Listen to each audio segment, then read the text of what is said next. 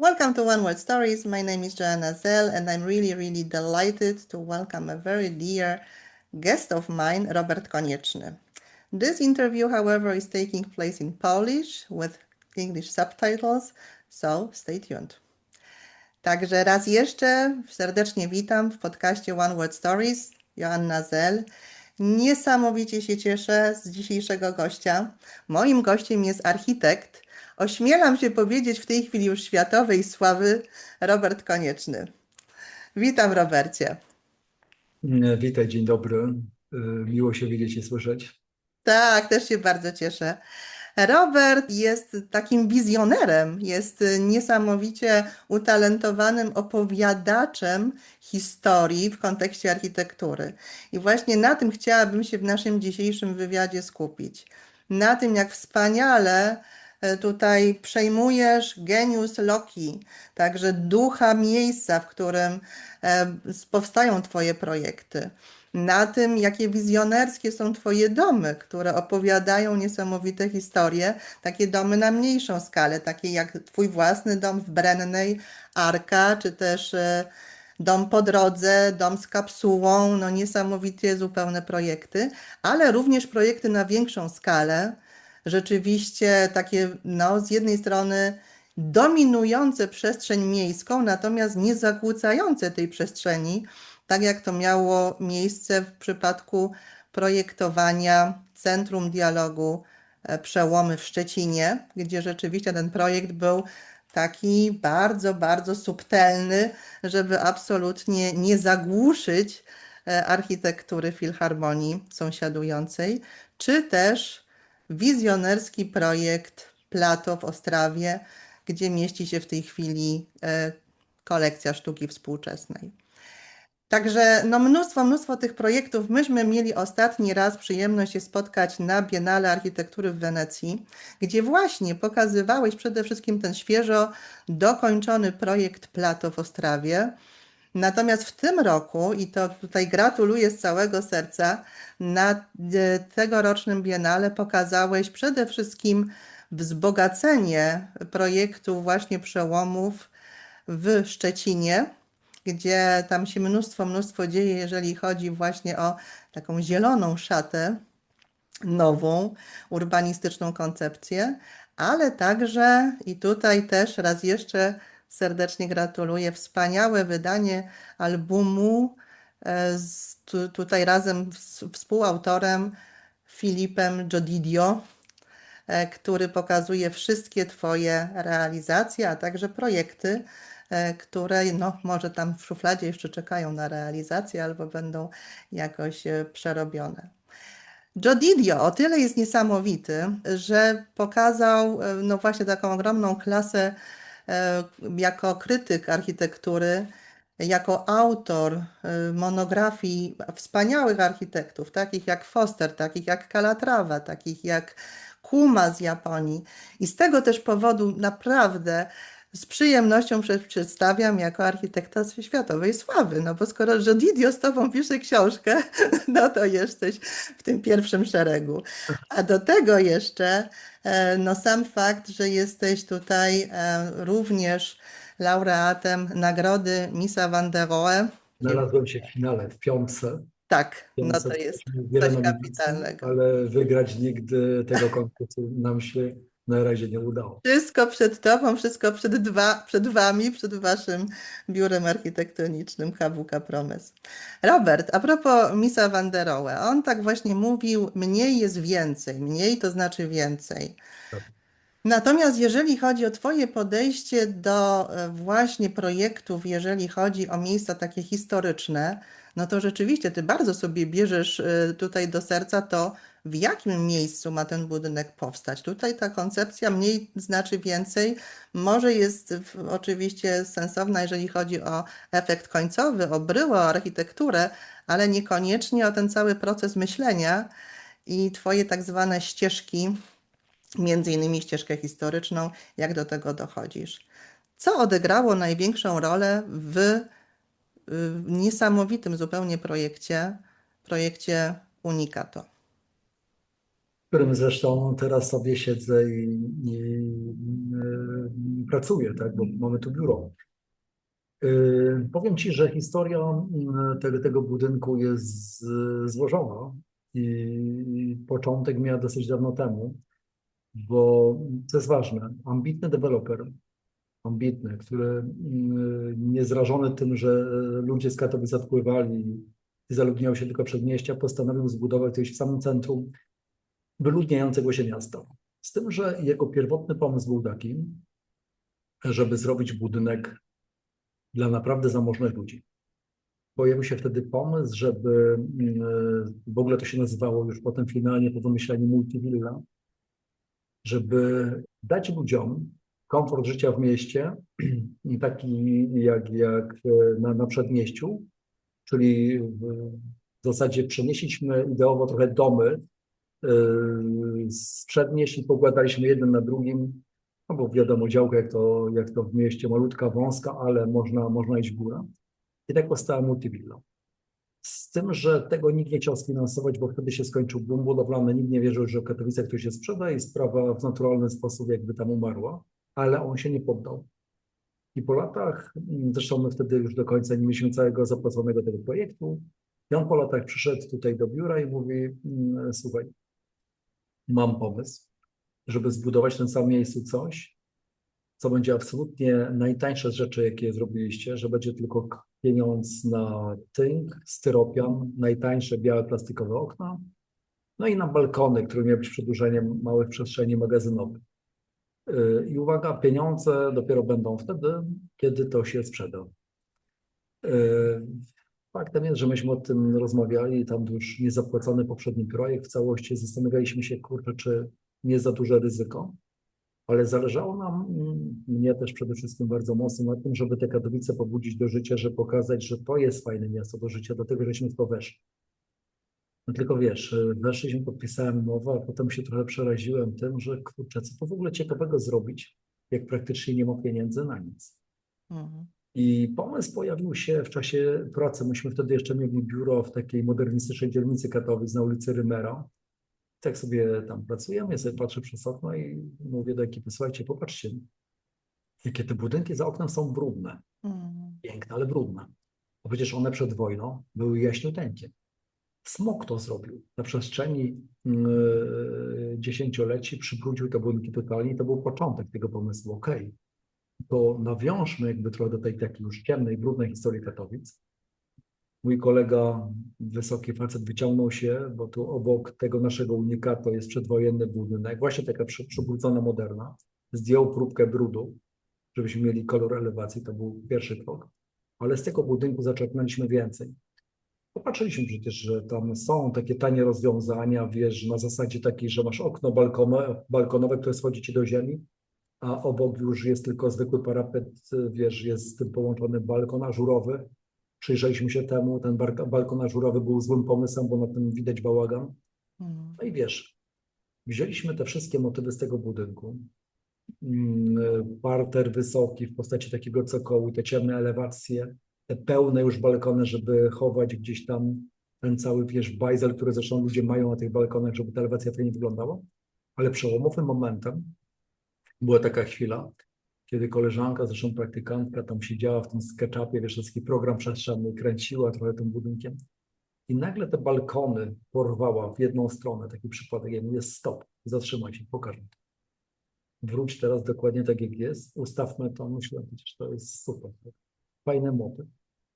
Jak doszliśmy do tego, że ten budynek może być tak mocno zaakcentowany, oczywiście on z daleka jest tylko takim budynkiem tła, ale z bliska staje się dosyć dynamiczny. Oczywiście ma do tego prawo, bo jest narożnikiem kwartału. Ale dodatkowo ludzie, i to jest ciekawe, myśmy to zauważyli z fotografem podczas sesji, tylko byliśmy na tyle głupi, żeby tego nie zarejestrować. Wiesz, robimy zdjęcia budynku i ludzie wychodzą na fajeczkę, na kawkę, piją, stoją w tym słońcu, bo uwaga, na tych balkonach łapiesz słońce dłużej Tak. Mhm. niż w mieszkaniach, bo wiesz, to jest wschodnia strona, to słonko już nie wpada do mieszkań, tam jest ciągle jeszcze godzinę, tam właśnie tak jak powiedziałem, fajnie. Myśmy tego nie zarejestrowali, ale dopiero potem doszliśmy do wniosku, że warto to napisać w opisie, żeby to wytłumaczyć. No i taki jest unikato. Czyli taki budynek, który bardzo mocno czerpie z tej katowickiej moderny, ale tej takiej moderny, już przybrudzonej, tej moderny współczesnej, można powiedzieć, I wielu, powiem Ci, nawet konserwatorów zabytków gdzieś tam myślało, że to jest jakiś budynek trochę przetworzony, że on tu już był od dziesięcioleci, co jest dla nas komplementem, że on tak wszedł w tę tkankę i niesamowite jest to, że on trafił na okładki jakichś dobrych zagranicznych magazynów. Lubię ten budynek, bo to jest właśnie takie coś z niczego. Takie Tak, projekty jest najciężej zrobić. Bo jak masz tak. budżet, wiesz, no to też nie jest łatwo, ale jest łatwiej. A tu w ogóle, Mhm. wiesz, no, wydawało się zero ruchu, nie? A jednak się udało. Tak, zdecydowanie. No ja mam ogromny sentyment do tego obiektu. No dlatego, że jest w Katowicach, że jest na Śląsku i rzeczywiście wspaniale się wpisuje w tą historię Śląska, który jest zdominowany właściwie jako miasto przemysłowe tym przemysłem węglowym. To, o czym mówisz, o smogu, prawda, i tym zabrudzeniu, no to Tak. jest część naszej rzeczywistości jako dzieci. Teraz jest troszeczkę lepiej, natomiast jako dzieci, no to się wywoziło te dzieci nad morze do jakiejś zielonej szkoły, żeby chociaż przez miesiące pooddychały z jakimś sensownym powietrzem. Także Mieliśmy to w Płucach, to co zostało na elewacjach też, nie? Dokładnie. dokładnie, dokładnie, Także dokładnie tak. Także wiesz, no to jest też taka kwestia, no bo w tej chwili w architekturze oczywiście jest taka narracja na całym świecie, że najwyższy czas, żeby tą architekturę zazielenić, żeby odejść od tych betonów, od tych konstrukcji szklano-aluminiowych, jakichś betonowych i tak dalej, żeby rzeczywiście no, zasadzić w zasadzie nie tyle tam na jakichś placach przed, ale wręcz na budynkach 100 tysięcy jakichś roślin, żeby te budynki też były ekologiczne i w zasadzie były takimi płucami. No i jeżeli chodzi o Twoje pomysły, no to tak od razu mi się nasuwają dwa projekty. Jeden, o którym wspomniałam wcześniej, właśnie tutaj przełomy, gdzie jestem bardzo ciekawa, co się wydarzyło po tych 10 latach. W 2015 żeście oddali budynek, prawda, do użytku, mhm. natomiast no 10 lat później tam się sporo dzieje takiego właśnie ekologicznego. No i oczywiście kolejny budynek, który się teraz niebawem ma doczekać realizacji, Aura w Poznaniu. Jak to wygląda, jeżeli chodzi właśnie nie tylko o ten aspekt ekologiczny, ale również jak wzięliście pod uwagę genius loci, czyli właśnie to miejsce, w którym te budynki powstały? Słuchaj, to ja może zacznę od przełomu, bo to Szczecina, Mm, bo to faktycznie 10 lat minęło. Ten budynek bardzo intensywnie żyje, ale nie tylko wewnątrz, ale przede wszystkim na zewnątrz, dlatego że na jego dachu znajduje się plac miejski, na tym popalowanym dachu. I geneza tego projektu jest taka, że między innymi dlatego zeszliśmy pod ziemię, żeby dać przedwolę filharmonii, żeby te budynki z sobą tak optycznie nie rywalizowały, dlatego że ta biała filharmonia, nasz sąsiad, o którym wiedzieliśmy, kiedy robiliśmy ten projekt, no jest formalnie bardzo mocna i te budynki by się z sobą nie znosiły, dlatego żeśmy zeszli pod ziemię. A jednocześnie nawiązaliśmy do takiej trochę dziwnej tradycji tego miejsca, dziwnej historii, dlatego że przed wojną tam był kwartał kamienic zburzony w czasie bombardowań alianckich, no i potem powstał taki pusty plac. Myśmy połączyli jakby te przestrzenie, mamy taką hybrydę urbanistyczną, trochę budynek, trochę plac. I on bardzo intensywnie żyje.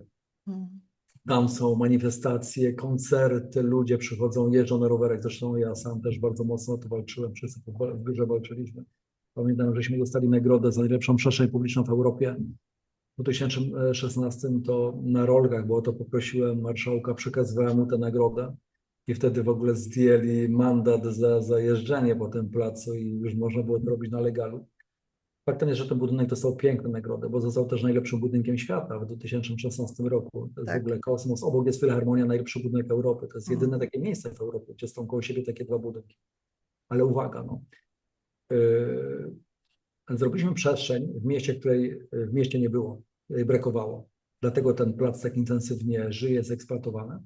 A jednocześnie dowiedzieliśmy się tam, no mniej więcej w czasie pandemii, z raportu klimatycznego, że architektura niszczy planetę, tak? Że 10% emisji to jest budowa nowych budynków, a uwaga, 30% to jest ich eksploatacja. To jest jeszcze 3 razy więcej. I to był ten czas, kiedy w Plato trwała realizacja tej przebudowy rzeźni na Galerię Sztuki w Ostrawie, naszego projektu. I tam żeśmy się zaangażowali w to, żeby dookoła tego budynku trochę zmienić projekt, a wcześniej nasze myślenie i zazielenić plac. I to się wszystko udało w czasie budowy. Powstała tam fajna, zielona przestrzeń, taka zachęcająca, żeby tam przychodzić. Zupełnie wodoprzepuszczalna. Z tym, że nie dawało nam spokoju, cały czas wracałem myślą do tego Szczecina. Mhm. I tak się, kurczę, zastanawiałem, czy my, wiedząc wtedy, gdybyśmy wiedzieli to, co wiemy teraz, czy zrobilibyśmy tak samo, czy zrobiliśmy coś inaczej. I wiesz, po takich wielu, ale trochę nieproszeni, sami żeśmy nad tym projektem zaczęli gadać, a po prostu mnie to męczyło, doszliśmy do wniosku, że nie zmienilibyśmy tego placu w Zieloną Górkę, bo to byłoby bez sensu. Tak. Czyli wiesz, tak, to z tym betonem trochę jest tak, że tam, gdzie on jest sensownie użyty, no to trzeba go robić. To ma sens. Tak? To jest przestrzeń miejska, piękna, fajna, eksploatowana, a z tyłu za Filharmonią jest wielohektarowy park. Olbrzymi, no dosłownie wiesz, 200 metrów dalej, czy tam nawet nie cały. Ale pomyśleliśmy, że możemy zrobić drobny ruch. I na górce od strony ulicy, gdzie było widać Filharmonia, bardzo fajnie, gdzie ją widać ciągle, zaplanowaliśmy kilka drzew, kilkanaście drzew, które dają cień na placu, ale nie niszczą tej użytkowej przestrzeni posadzki. Nawet jak coś idealnie działa, nawet jeżeli coś jest bardzo fajne, super, nawet jeżeli dostało takie nagrody, które się wcześniej w ogóle w Polsce nie zdarzyły, jeszcze od tego czasu w ogóle się też już nie podziały, to i tak możesz pokazać, że jeżeli jest szansa, to możesz to delikatnie skorygować i poprawić. Na tym nam zależy. To potem zostaje na długie lata. Słuchaj, dosłownie teraz gadamy o tym, przetarg się toczy, bo wiemy, że już mamy zapytania, będziemy na to odpowiadać, czyli za chwilę stanie się to faktem. To jest taka, wiesz, ja nawet o ludzi bardzo życzliwych, różnie jest tam w życiu, no wielu nam nie kibicuje, wielu kibicuje, o tych właśnie życzliwych osób mówiłem, Robert, nie ruszaj tego, to jest super rzecz i kurczę, niech zostanie tak, jak jest, ale i tak nie dawało nam to spokoju, ruszyliśmy to i cieszę się, że to zrobiliśmy. Tak. Bo pokazujemy, że faktycznie wszystko można skorygować, jeżeli to tylko się chce, jeżeli jest dobra wola z wielu stron, a warto przekonywać do tego. Ale drugi projekt, który robimy, o którym wspomniałaś, ta zielona aura w Poznaniu, to jest ciekawe, bo pracujemy dla Piotra Felkela, on jest inwestorem. Warto wspomnieć to nazwisko, bo on jakby doprowadził do tego, że w Poznaniu powstał biurowiec Bałtyk, słynnego holenderskiego biura MVRDV i zresztą to samo biuro zrobiło Concordię we Wrocławiu. Czyli dwa fajne budynki, uwielbiam Bałtyk najbardziej. No i ten Piotr Felkel tak sobie pomyślał, że fajnie by było współpracować z Robertem Koniecznym z KWK Promes, nie? I skosztować trochę tej pracy z nami, ale żeby nie było łatwo, ogłosił konkurs na to miejsce. Żeby to nie tak, że daje nam zlecenie, musieliśmy wygrać ten konkurs, Tak. udało nam się wygrać fajnym projektem, który mu się spodobał, z tym, że ten projekt ewoluował, dlatego że zainspirowani topografią zrobiliśmy jakby takie, wiesz, zielone wzgórza, w zasadzie teraz mamy jedno zielone wzgórze, że ta roślinność okoliczna wchodzi na ten budynek i tworzy jakby cały obiekt. Ale uwaga, 2 lata, bo to się toczyło właśnie w pandemii, był ten konkurs, wiesz, to wtedy były te raporty klimatyczne i wtedy też zmieniało się troszkę myślenie w naszych głowach. I ten budynek jak gdyby też jest związany z moim takim trochę ze zwiększeniem świadomości.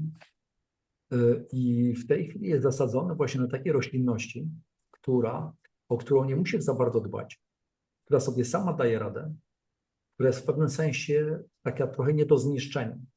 Ja pamiętam taką sytuację przy naszym bloczku, bo mieszkam w Katowicach, wiesz, w normalnym bloku, ale niedaleko parku, że kiedyś pokryli folią dużą przestrzeń bardzo fajnej roślinności, która mi się podobała i się pytam żony, słuchaj, co oni robią? No przecież chwasty niszczą, Robert. Jak zniszczą te chwasty, to zrobią teraz fajną roślinę. Ja sam myślę, cholera, a co to jest fajna roślina? Przecież te chwasty, niby chwasty, to są łąki pod lasami, gdzieś na jakichś polanach. Wszystko mi się to podoba. I nagle, wiesz, walczymy z tym, nie? Co jest idiotyczne. Tak. Bo to samo żyje, nie wymaga żadnej opieki, daje nam powietrze, mikroklimat, Tlen, daje oczywiście. to, czego potrzebujemy. I co ciekawe, w konkursie wszystkie ściany w tym budynku były zielone, ale my te pionowe, tam, które musisz tak naprawdę sztucznie nawadniać, Mhm. stamtąd żeśmy wyrzucili zieleń, bo uznaliśmy, że będzie zbyt duże zużycie energii. No to nie ma Tak. sensu. Trzeba zrobić trwałe elewacje i tyle. A tam, gdzie wiesz, one są pochylone, w naturalny sposób są nawadniane deszczem, czyli wodą z nieba za darmo. Mhm. I wiesz, i nie musisz takiej energii gdzieś tam totalnie, wiesz, zużywać na to, żeby to podlewać, ale oczywiście mamy zbiorniki retencyjne pod ziemią z deszczówką i fotowoltaikę na dachu, która zasila jakby cały rezerwowy system podlewania tych roślin. Czyli w tym sensie dla mnie Aura jest ciekawym budynkiem i o tyle jest dla nas ważna w biurze, bo wiemy, że wiesz, miasta trzeba będzie dogęszczać. To jest racjonalne energetycznie, tak? Jeżeli chodzi o całą infrastrukturę, ona jest mniejsza i tak dalej, i tak dalej. To róbmy to tak, żeby w tych miastach nie zwariować, żeby Mhm. się w nich fajnie żyło. Czyli ja wolę wtedy mieć, i dlatego ta aura mnie tak kręci, widok na zieloną elewację, która Dokładnie. fajnie wygląda, która Mhm. daje mi to powietrze, Mhm. daje tę bioróżnorodność, tak, daje Tak. to życie w tym mieście, a nie na jakiś taki, wiesz, blok, który się nagrzewa i nic więcej. No, dokładnie. Dokładnie. No tutaj jesteś, wiesz, też tak idziesz z duchem czasu. Niesamowicie. Właściwie wyprzedzasz tą epokę, dlatego że jak oglądam Twoje projekty, to też coś, co mi się bardzo rzuca w oczy, to jest to, że Ty dążysz do tego, żeby to były miejsca, gdzie ludzie się spotykają. My w tej chwili żyjemy w takich czasach wręcz epidemii samotności. Mhm. I jak sobie pomyślę chociażby właśnie o przełomach czy zagospodarowaniu terenu wokół plato, no to są po prostu miejsca, gdzie no, spotykają się różne pokolenia z różnych powodów. Na mnie ogromne wrażenie sprawiło to, że zdecydowaliście się na te takie olbrzymie drzwi, mam nadzieję, że dobrze powiem, obrotowe, Bardzo dobrze. revolving doors, gdzie Idealnie. w zasadzie one zapraszają wręcz, żeby zajrzeć tam nawet do tej galerii. Nawet jeżeli to nie jest kwestia tego, że o, wybieram się do galerii i idę już tam zobaczyć tą sztukę, ale wręcz przechodząc właśnie, tak jak ty mówisz, tym zielonym terenem, no mam zaproszenie, żeby tak o, zajrzeć, co tam się dzieje. Także też takiej demokratyzacji. O to właśnie chodziło sobie, o to chodziło w tym projekcie. I ja pamiętam, jak pierwszy raz zobaczyłem te ruiny, bo to już była totalna ruina, ten budynek Mm, ledwo stał. I zobaczyłem, wiesz, oczywiście te brudne elewacje przyczernione smogiem, w Ostrawie zresztą jest blisko, było to samo, ale przede wszystkim te wielkie dziury w tym budynku, mm, które konserwator nakazał zamurować, czy tam zalecał zamurować i wiesz, tak jakby tego nigdy nie było i wyczyścić ten budynek, tak jakby tego smogu też nigdy nie było. To ja już czułem, że w tym jest potencjał duży i że na pewno tych dziur nie zamkniemy.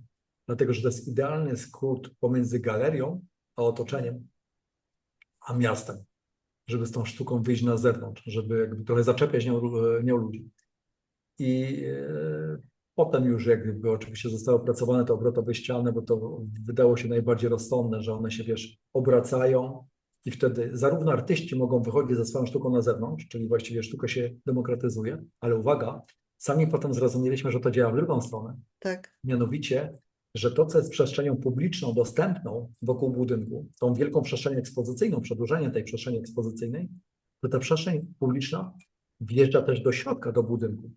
I to są takie przestrzenie publiczne, a jednak zadaszone. I to jest właśnie ciekawe w tym obiekcie, że każdy sobie może wejść. Mm, Wiesz, nawet sama galeria Plato, jak już to zostało zrealizowane, oni mówią, słuchaj, to jest trudnoże do zgryzienia, bo jakby to mamy logistycznie chwycić, jakieś bilety, coś, jakaś kontrola dostępu. Jak do tego w końcu dojrzeli, że nic się nie dzieje. Że mm. jest osoba, która sobie siedzi w tej galerii i wiesz, tam jest jakaś wystawa, kapitalnie to robią zresztą. Wiesz, ludzie tam tędy wchodzą inaczej do budynku, wychodzą do niego, że on jest cały pootwierany. To jest tak fantastyczne miejsce, nie tylko dzięki tej naszej architekturze. Myśmy sobie tylko pewne ramy daliśmy możliwości, ale dzięki samemu Plato, który jest taką otwartą instytucją i nie jest taką klasyczną galerią sztuki, tylko że tam się słuchaj, dzieje wszystko. Tam jest, wiesz, od punk rocka w pewnym sensie, po takie wystawy, wiesz, takie on zupełnie takie, wiesz, czyściutkie, białe. I to jest kapitalne, że tam mamy z dziećmi przychodzą, starsi ludzie, młodzież, że tam jest cały czas jakiś taki ferment, takie miejsce dla wszystkich. No, no i to otwarcie to się idealnie zgrało z tym jakby charakterem tej instytucji. Jednym słowem, można projektować budowlę i przestrzeń miejską zapraszającą do dialogu ludzi, którzy tam przebywają. Oczywiście i słuchaj, to jest, o tym chyba muszę powiedzieć, bo to jest taka rzecz, gdzie myśmy się sami, ja sam osobiście bardzo dużo nauczyłem. Mm, Bo wyobraź sobie, że mówiłem o tej przestrzeni zielonej, którą żeśmy gdzieś tam projektowali, ale myśmy nie mieli na tę przestrzeń tak dużego wpływu, jakbyśmy chcieli, bo to było poza obszarem naszego opracowania, poza granicami opracowania. No ale wiesz, że jeżeli to jest przestrzeń ekspozycyjna naszego budynku, chcieliśmy ją zrobić jak najlepiej. I trochę nam się to wymykało spod kontroli. I pewne rzeczy były robione fajnie, pewne naszym zdaniem trochę mniej fajne, ale widzieliśmy jednocześnie, że to bardzo mocno angażuje ludzi, mieszkańców, ludzi z plato, że to naprawdę, wiesz, żyje. I jak dostaliśmy się już byliśmy potem na kolejnych etapach tego konkursu, najważniejszego konkursu właśnie Fundacji Mies van der Rohe w Europie, jak dostaliśmy się do finału, to nas zaprosił nas prezydent Ostrawy na spotkanie wszystkich, a tu już się władza znowu zmieniała. Ta nam była bardzo przychylna, bo wcześniej tak sobie. I mówi, gratuluję, słuchajcie, super, bomba, jest fantastycznie. I ten, panie Robercie, słyszałem, że byliście z pewnej rzeczy niezadowoleni, możecie wszystko zmieniać, nie? Róbcie tak, jak chcecie, wszystko jest wasze. I ja tak mówię, panie prezydencie, bardzo dziękuję, ale powiem panu tak, my niczego nie chcemy zmieniać. Wszystko jest dobrze. I on w ogóle tam, nasz kolega czeski partner, to powiem, w ogóle mało co z krzesła nie spadł, bo nie mógł uwierzyć. A ja wtedy zrozumiałem, w czasie właśnie, że przecież zrobiliśmy budynek, który mówi o demokratyzacji sztuki, którego ideą jest ta tak. demokratyzacja sztuki, a jednocześnie chcieliśmy trochę zawłaszczyć tą przestrzeń. Mm, A na czym polega demokracja? No jednak na tym, że dopuszczasz wszystkich do głosu. Nawet jak czasami się z tymi ludźmi nie zgadzasz, mm, ale na tym polega właśnie ta demokracja, na tym polega nasza idea. Myśmy ją, które życie spowodowało, że myśmy ją zrozumieli. I wartością jest to, że to miejsce tak angażuje, tak jednoczy ludzi i powoduje, że jest ciągle żywe, a te kilka detalików to jest zupełnie bez znaczenia rzecz. Dlatego po prostu machnęliśmy ręką i stwierdziliśmy, że tak jest dobrze. Tak? I to była wielka nauka dla mnie, że rolą architekta jest czasami, wiesz, odpuścić w pewnym momencie, dać pewne jakieś możliwości i zostawić to trochę ludziom. Bo oni tak. czasami, wiesz, lepiej wiedzą, co z tym zrobić nawet niż ty. Mm, mm, Tyle. To jest dużo tak. nauki. Tak, no robi ogromne wrażenie i świadczy o ogromnej skromności. Jezu, to z tą skromnością to wiesz, to tak, ja do tego musiałem tak mentalnie dojrzeć, ale wiesz, już teraz jestem mądrzejszy o to doświadczenie. To znaczy, wiesz co, no do tej pory żeśmy mówili właśnie, jak to jest z tymi historiami, które się wiążą z konkretnym jakimś regionem, z konkretnym miastem, z konkretnym nawet krajem, prawda? No bo jednak tutaj projektowanie w tych krajach środkowo-wschodniej Europy też jest bardzo specyficzne. Oczywiście. I też to trzeba wziąć zawsze pod uwagę, jakie są możliwości i jakie historie właśnie te miejsca opowiadają. Skupiliśmy się na tych takich właśnie dużych projektach, natomiast w tej chwili chciałabym się też skoncentrować na domu, na takim podstawowym zupełnie projekcie architektonicznym, jaki jest dom. I tutaj, no w ogóle Twoje projekty są bardzo wizjonerskie i opowiadają niesamowite historie. Natomiast takim projektem, który dla mnie jest zupełnie unikatowym, jest zdecydowanie Twój dom Arka, który stoi na zboczu góry Równicy w Brennej. Ta Mhm. równica też mi się tak fajnie kojarzy, bo pamiętam jak tam człapałam jako mała dziewczynka pod górę. Mi się wydawało, że taką wielką górę zdobywam. No teraz to już troszeczkę czas zrewidował to dokonanie. Ale tak 5 lat może miałam wtedy. To mi się wydawało, że to tak Nie, to pnę się była przez na taką 5 górę. lat, to Ojej, naprawdę szafy. jaki wyczyn. Natomiast właśnie jeżeli chodzi o dom, no to tam się rzeczy zupełnie niesamowite dzieją. To To miał być słuchaj. taki dom, właśnie dom w sensie, w języku angielskim się rozróżnia między house and home. W polskim nie mamy tego rozróżnienia, ale właśnie taki dom, który jest takim emocjonalnym domem, prawda? Jak ten proces wyglądał? Słuchaj, historia powstania Arki naprawdę jest niesamowita i taka nietypowa dla mnie i dla biura, no bo to było tak. Ja, jak powiedziałem, mieszkam w mieście, mieszkam w bloku I nie chcę się z tego miasta, nie chciałem się z tego miasta ruszać, w przeciwieństwie do mojej żony, która chciała z tego miasta uciec jak większość znajomych. A ja stwierdziłem, nie będę żył w korkach, wiesz, nie będę siedział w korkach, tylko po prostu mam wszędzie blisko, na rowerze jeżdżę do pracy, szkoła, przedszkole pod nosem i tak został. I kompromisem miało być znalezienie małej działki w górach i zbudowanie takiego malutkiego domku, 25 metrów kwadratowych, taka mała bryda. No i dobra, znaleźliśmy piękną działkę, zresztą w takim miejscu, które dla mnie było sentymentalne, bo tam jeździłem jeszcze z dziadkami pod namiot. Że zacząłem to projektować i ta żona zaczęła mi to ciągle powiększać. I sobie się naprawdę zrobiła się wielka chałupa. Ciekawe jest to, że w Polsce, kiedy już myśmy mieli, wiesz, pozwolenie na budowę, kiedy już firmy były pomawiane, w Polsce się zaczęło suwisko. I całe, wiesz, miejscowości zjeżdżały w dół, domy się łamały, jakieś katastrofy. Ja w ogóle nie wiedziałem, że coś takiego, kurczę, jest możliwe u nas, nie? I dzwonię do konstruktora, się go pytam, ty powiedz mi, co ja mogę zrobić. On mówi, że nic nie zrobisz, jak ma zjechać, to zjedzie. Więc żartujesz chyba, nie? To jedyne, co możesz zrobić, za bardzo nie naruszaj gruntu. Jak miałem nie naruszać, jak ten mój dom ciął ten grunt, wiesz, w poprzek, wielka podmurówka, tam na 20 metrów. No ale dobra, już w tym pędzie, już w tym, wiesz, tym wszystkim, już dużo rzeczy na głowie, to już w ogóle tak trochę o tym zapomniałem i ta budowa się zaczęła, ale trwało tylko 2 dni. My przyjechaliśmy tam w sobotę na działkę, tam siedzi moja żona, tata, córka, no i ja. Ten pan koparkowy tam kopie dziurę tą koparką tak pomału. Ja do niego podchodzę, mówię, czy mógłby pan na chwilę przerwać pracę? Podchodzę do żony i mówię, słuchaj, a co byś powiedziała, jakbyśmy ten dom trochę zmienili, nie? Ona się pyta, jak trochę? Ja mówię, całkowicie. Jak wiesz, 2 lata to projektowałeś i teraz coś takiego gadasz, ile to będziesz robił?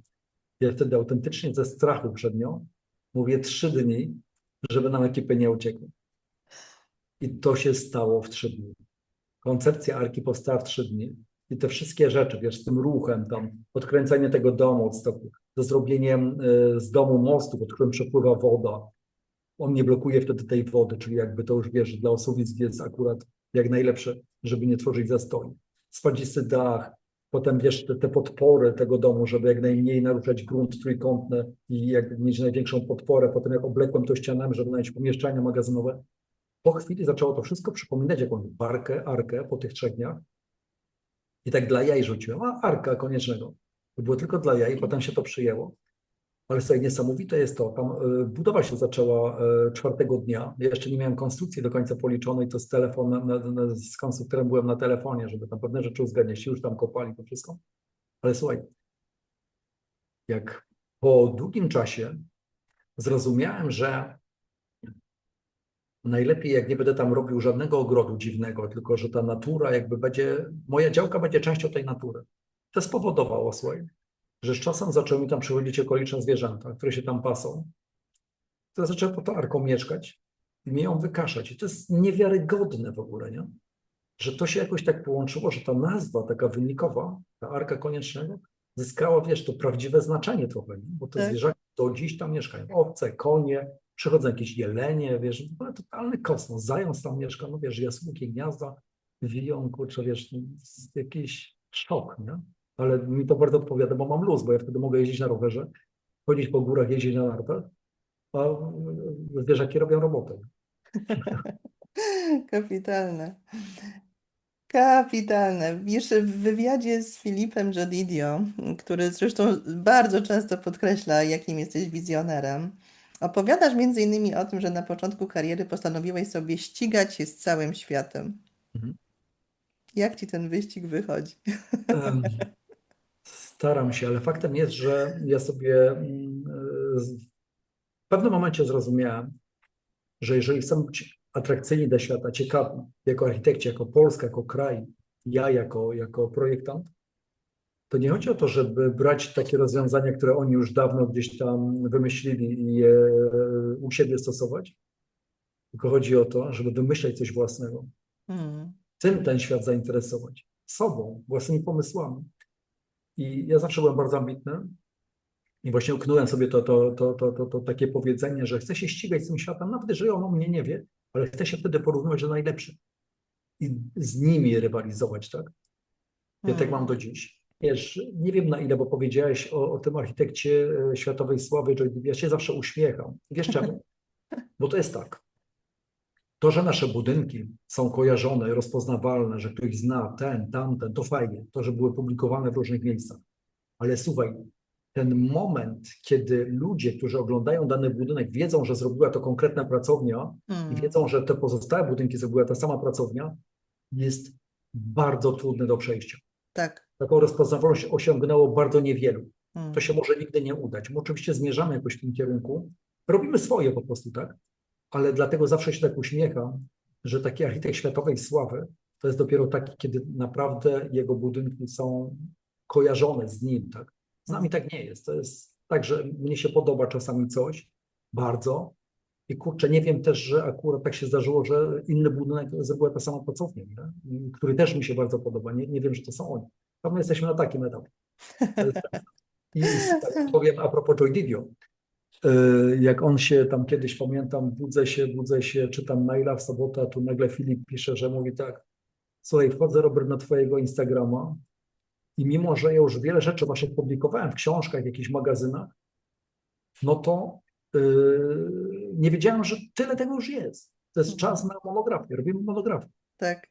A to, że ja go potem przekonałem do tego, żeby to zrobić tak nietypowo, czyli żeby zachować formę albumu, bo on wreszcie miał być autorem, bo powiedziałeś współautor. Tak, on miał być autorem, Mm, ale ja się w to wgryzłem, bo zawsze mi zależało na tym, żeby architekturę tłumaczyć. Wiesz, ja się cieszę, jak ludzie mówią, że im się coś podoba, co zrobiliśmy, ale tak. dużo bardziej się cieszę, jak mówią, że to rozumieją. I też Dokładnie. na wytłumaczeniu budynku. I już kiedyś myślałem o jakiejś monografii, jakiejś książce, która będzie mówiła o tym w sposób zrozumiały. To jest niemożliwe. Mm, Ale w końcu wpadłem na taki pomysł, już za sprawą też tej książki Joy Didio, że to jednak można zrobić. I słuchaj, na czym polega ta książka? Masz normalne, piękne zdjęcia, rysunki, szkice, ale pod nimi lecą takie napisy, które są tak naprawdę moją narracją. Jakby siedziała w kinie i oglądała film. Jakby siedziała w kinie i oglądała film, to tak wypada mimochodem. Wiesz, to jest taka opowieść, tak jak teraz mówię do ciebie. Po prostu jest prowadzone lekkim, spokojnym językiem, także to nie jest tylko dla specjalistów, oczywiście też, przede wszystkim, ale też dla normalnych ludzi, którzy mogą się tym bawić, tak jakby siedzieli na moim wykładzie i słuchali. I wtedy ja zawsze mówię, że architektura może być tak pasjonująca jak dobry film. Tylko musi być sama w sobie ciekawa, interesująca i do tego jeszcze dobrze opowiedziana. to na pewno. To na pewno. A propos tego właśnie, że ma być dobrze opowiedziana i interesująca. Jak uważasz, właśnie w tych naszych takich turbulentnych czasach, na czym polega zaprojektowanie dobrego domu? Projektowanie Takiego, żeby dobrego ludzie domu. się w nim dobrze czuli. Mhm. Wiesz co, zawsze na tym samym, żeby się dobrze wsłuchać w ich potrzeby, Mm, je zrozumieć, żeby zrozumieć kontekst, w którym budują, żeby ich oczekiwania, marzenia, życzenia też połączyć z tym kontekstem, w którym to jest niezmiernie ważne, żeby to potem dobrze opracować i przepracować, żeby to potem też zoptymalizować i żeby później, kiedy to wszystko stworzymy, wykreujemy tę większą przestrzeń, tak to zbudować, żeby to też było trwałe i praktycznie prawie nie bezobsługowe, tak? Ja zawsze mówię swoim klientom, że ja wam chcę zaprojektować taki dom, że będziecie się wracając do niego cieszyć, jakbyście na wakacje jechali, każdego dnia. I to jest cel, naprawdę, żeby was ta przestrzeń tak cieszyła, żebyście tam byli z taką radością mieszkali. Robert, no wiesz co, mogłabym z Tobą tak rozmawiać jeszcze przez wiele, wiele godzin, bo to jest ogromna frajda Ciebie słuchać i rzeczywiście tym, tak z taką pasją tłumaczysz swoje projekty i swoje budowle, że naprawdę aż ciężko powiedzieć, a teraz to już przechodzimy do ostatniego pytania. Natomiast jest takie pytanie, które zadaję wszystkim moim gościom. Jakie słowo, dosłownie jedno słowo, pomogło Ci tutaj w takich burzliwych czasach, tak jak Ty to ładnie nazywasz, robić swoje? Po prostu dalej działać. Ciężko mi powiedzieć o jednym słowie, bo zazwyczaj z naszym projektowaniem kojarzy się słowo pomysł albo idea. I myślenie i szukanie jakiegoś pomysłów, właśnie tych idei, potrafi człowieka pochłonąć tak bez reszty Hmm. i tak potrafi, wiesz, cię wkręcić jakby w to myślenie, że cię pochłania, wiesz, non-stop i bez reszty właśnie. Każdy projekt jest dla mnie przyjemnością. bo te poszukiwania są największą przyjemnością.